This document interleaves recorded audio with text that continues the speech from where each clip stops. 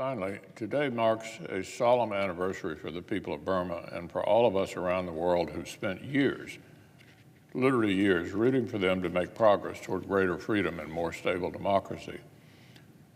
2 years ago, their hopes of a stable democracy were wrenched away by a brutal military coup.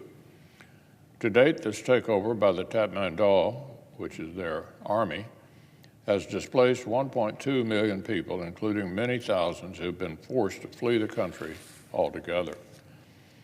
Inside Burma, more than 16,000 people have been taken as political prisoners. At one point, the military was detaining American journalists Danny Fenster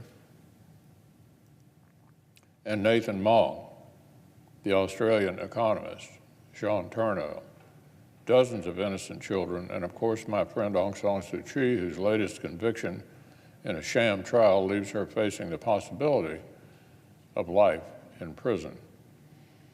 Expert observers count the coup's death toll at 19,000. That includes people this illegitimate government simply executed outright, like the activists Ko Jimmy and Paro Zia Tall. Now the leaders of the Tatmadaw coup are laying out plans in broad daylight to stamp out Burma's pro-democracy movement once and for all. The military is shedding any last ounce of legitimacy it pretended to have and is now conducting airstrikes against innocent civilians.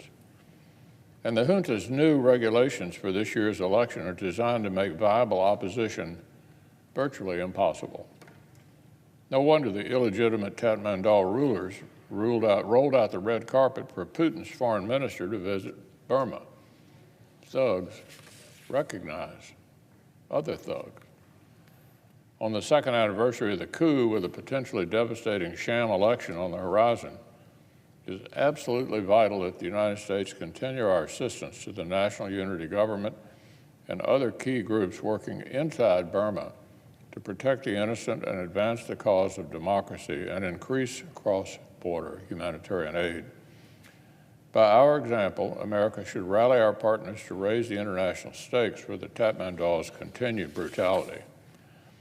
In December, the National Defense Authorization Act instructed the Biden administration to take several more concrete steps to bulk up American support for the people of Burma.